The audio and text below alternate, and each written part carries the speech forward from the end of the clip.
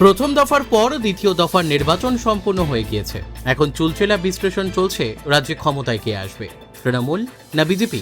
বর্তমানে বিভিন্ন সংস্থার সমীক্ষকরা বিভিন্ন ফল দেখাচ্ছেন, কেউ বিজেপিকে এগিয়ে তো কেউ তৃণমূলকে এগিয়ে রাখছে।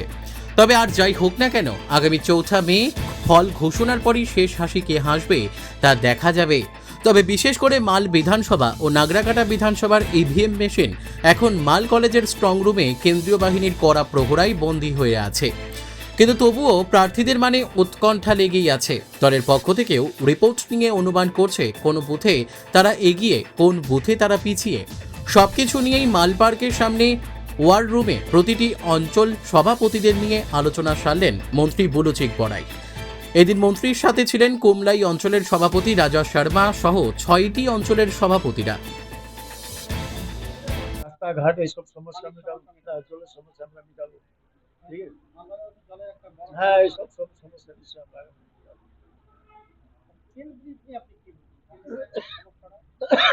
নিশ্চয়ই আমরা চেয়ার ব্রিজ নিয়ে আমরা আপনারা দেখছেন যে আমাদের এই যে ইস্তাহার তৃণমূল কর্তৃক যেখানে করছি ওইখানে লেখাই আছে, আপনি বাইরে দেখতে পারেন। তো নিশ্চয়ই এটা নিয়ে ভাবা হচ্ছে আগামী না, নিশ্চয়ই এটা নিয়ে তো আপনার আমার ইস্তাহার আপনি দেখেন না, আমার অফিসের সামনে রাখা আছে। তো আমরা এমনি তো লাগাই না, নিশ্চয়ই দল কিছু চিন্তা ভাবনা করেছে, যার জন্য আমরা এই ইস্তাহারে আছি, যাতে আগামী দিন মানুষের স্বার্থে আমরা যে যে কাজগুলো করার আছে সেটা আমরা নিশ্চয়ই করবো। ক্রান্তিতে যেরকম ব্লক ঘোষণা করে দিয়েছে, আগে আগে তো সরকার ছিল, কিন্তু এই যে এত কষ্ট মানুষকে হইতো সেটা কোনোদিন কেউ কোনো সরকার ভাবে না। সেটা মাননীয় মুখ্যমন্ত্রী মমতা বন্দ্যোপাধ্যায় ভেবেছিল, একটা আলাদা ব্লক করে দিয়েছে। তো আলাদা ব্লক করতে গেলে ওইখানে যে যা যা প্রয়োজন, যেরকম ওইখানে একটা নতুন থানা, যেটা আমরা নতুন একটা থানা ক্রান্তিতে করবো, একটা থানা আমরা করবো, ওইখানে একটা ফায়ার ব্রিগেড আছে। আমি ওদেরকে বলছি জমি রেডি করার জন্য, আমরা ইমিডিয়েটলি তারপরে আমরা এইসব কাজ আমরা করা আরম্ভ করবো। ফায়ার ব্রিগেড হবে আগামী দিন, আরো কি কি প্রয়োজন, যে একটা ব্লক হলে কি কি দরকার আছে সেই কাজগুলো আমরা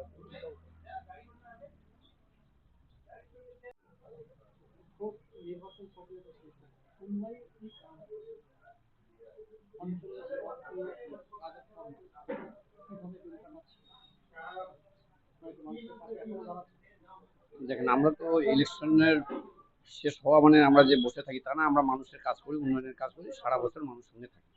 এটা তো আমাদের মমতাবাহিনী দিদি যে মানুষের সঙ্গে থাকেন, আমরাও থাকি। এখন কথা হচ্ছে আমরা ইলেকশনের পরে দ্বিতীয় কালকে 29 তারিখটায় আছে দক্ষিণবঙ্গে। তারপরে আমরা এখন পর্যালোচনা করছি আমাদের এলাকায় যে আমার কিছু মানে দলের লোকে কিছু আমাদের ক্ষতি করেছে, সেটা আমরা পর্যালোচনা চলছে, কোথা কে কি করেছে সেটা আমরা আগামীতে আমাদের 4 তারিখ রেজাল্টে পরে আমরা সেটা আমরা দলকে জানাবো। এবং বিশ্বাসঘাত করেছে অনেক লোক। তো এখন ব্যাপারটা হচ্ছে 4 তারিখের পরে আমাদের সিদ্ধান্ত নেব ব্যাপার। আর এটা আশাবাদী যে আমরা তো ক্ষমতায় আসছি এবং 200-র উপরে সিট আমরা কিন্তু দিচ্ছি মমতা ব্যানার্জির নেতৃত্বে, অভিষেক ব্যানার্জির নেতৃত্বে। ফলে আমাদের টেনশনের কোনো কারণ নেই। আমরা অপেক্ষায় আছি 4 তারিখ কবে হবে। 4 তারিখের রেজাল্টের পরে তখন আমরা আবার নতুন করে সাজাবো, উন্নয়নের কাজ করবো, কোথায় এখনো রাস্তাঘাট মোটামুটি বাকি আছে, কোথায় কি বাকি আছে, জলের সমস্যা, অনেক কিছু ইলেকশনের জন্য কাজ বন্ধ হয়ে গেছে, এখন সেটাকে সচল করার চেষ্টা করবো।